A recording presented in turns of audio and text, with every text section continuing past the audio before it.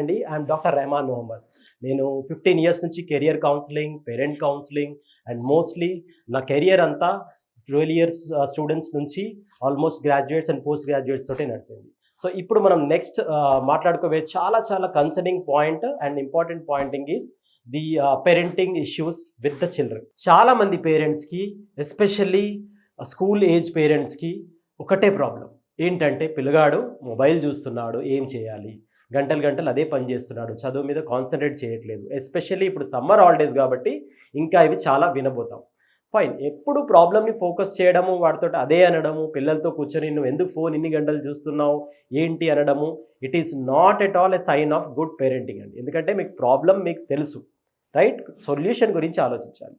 So చాలామంది పేరెంట్స్కి awareness ఏంటి ఉండాలి అంటే యాక్చువల్గా కాజ్ సింపుల్గా ఇప్పుడు మనకు వాడికి జలుబు జ్వరం రాగానే మనం ఎలాగైతే డాక్టర్ దగ్గర పోయి కాజ్ అడుగుతున్నామో, కరెక్ట్ మెడిసిన్ ఇస్తున్నామో, అప్పుడే కానీ దానికి సొల్యూషన్ వస్తుందో. సో వీళ్ళు ఎందుకు ఇలా అట్రాక్ట్ అవుతున్నారు అనే దాని మీద మీకు క్లారిటీ ఉండాలి. దానికి ఒక సైంటిఫిక్ రీజన్ ఉంది. ఏంటంటే ప్లెజర్ హార్మోన్, డోపమైన్ అనే ఒక ప్లెజర్ హార్మోన్ అనేది మైండ్లో రిలీజ్ అయినప్పుడే ఏదైనా పని, ఇది పిల్లలకే కాదు పెద్దవాళ్ళకి టీనేజర్స్కి కూడా వర్తిస్తుంది, అదే పనిని మీరు ఫోకస్డ్గా చాలాసేపు చేయడానికి ఇష్టపడతారు. ఎస్పెషల్లీ ప్లెజర్ హార్మోన్ అనేది పిల్లల్లో హై లెవెల్గా ఉండడం అనేది వాళ్ళు గమనించాలి మనం. సో ప్లెజర్ హార్మోన్ వీళ్ళకి ఎందుకు ఎప్పుడు రిలీజ్ అవుతుంది అంటే ఆబ్వియస్లీ వాళ్ళకి నచ్చిన పని చేయడంలో. సో అందుకే మీరు గమనించండి, వాడిని మొబైల్ వీడియో గేమ్ ఆడాక అది ఆపేసి చదవమన్నా ఏదైనా టాస్క్ ఇచ్చి చేయమన్నా కూడా దాని మీద ఇంపాక్ట్ అంత చూపించలేడు.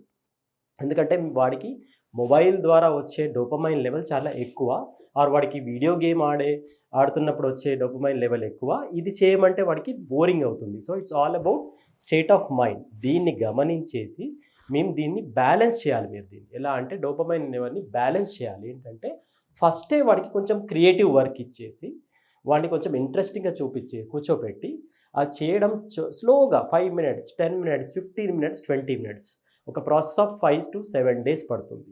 తర్వాతే మీరు వాడిని మొబైల్ తోటి ఆర్ వీడియో గేమ్ తోటి ఈక్వల్గా ఎంగేజ్ చేయొచ్చు. అండ్ ఇంకోటి సడన్ డిస్ట్రాక్షన్ అనేది నాట్ పాసిబుల్. అంటే మీరు సడన్గా వాడికి నచ్చిన వస్తువు గుంజుకొని ఇది చేయమంటే అది నెగిటివ్ మోటివేషన్ అవుతుంది. సో చాలామంది మీరు గమనించాల్సిందంటే నెగిటివ్ మోటివేషన్ వర్కౌట్ అవ్వదు. సో నేను ఇక్కడ చాలా ఫోకస్గా కొన్ని పాయింట్స్ చెప్తున్నాను వినండి. కంపారిజన్ చేయొద్దు అంటారు పిల్లలు. ఎందుకు అంటే మీరు వాడిని ఎవరితో కంపేర్ చేస్తున్నారు? వాళ్ళ క్లాస్మేట్స్ తోటి, లేకపోతే వాళ్ళ నైబర్స్ తోటి. వాళ్ళ దృష్టిలో వాళ్ళంతా సమానమే. సో నాకు సమానంగా ఉన్న వాడితో కంపారిజన్ చేసి నన్ను ఎందుకు తక్కువ చేస్తున్నావు అని ఫీల్ అవుతారు. దానికి సొల్యూషన్ ఏంటి?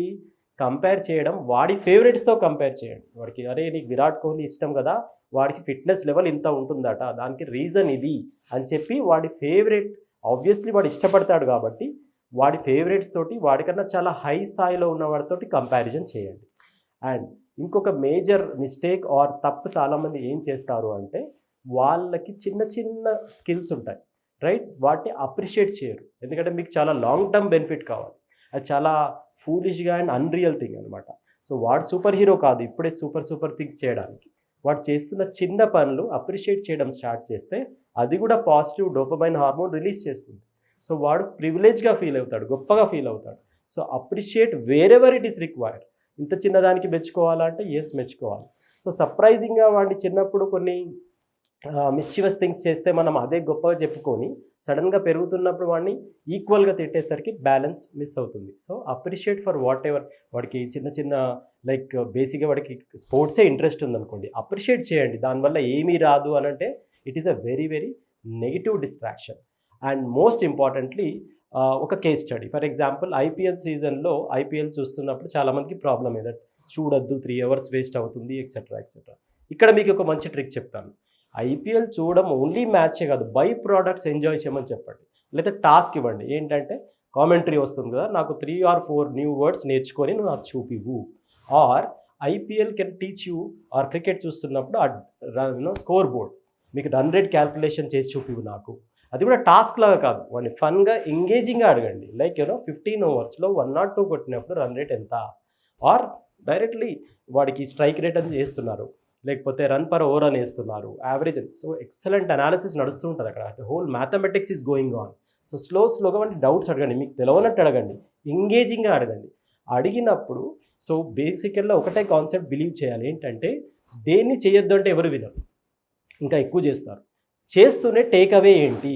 ఓకే. సో నువ్వు మ్యాథమెటిక్స్ బేసిక్‌గా ఆల్గారిథమో, చార్టో, ఎందుకంటే మీకు చాలా మందికి అర్థం అవ్వాల్సింది ఏంటంటే, ఈ వెబ్ సీరీస్‌లు కానివ్వండి, ఈ ఓటీటీస్ కానివ్వండి, they are all based on mathematical algorithms. ఎంత ఎక్కువ సేపు ఎంగేజ్ చేయగలము అనే ఒక పెద్ద team software engineers, data engineers work చేస్తూ ఉంటారు.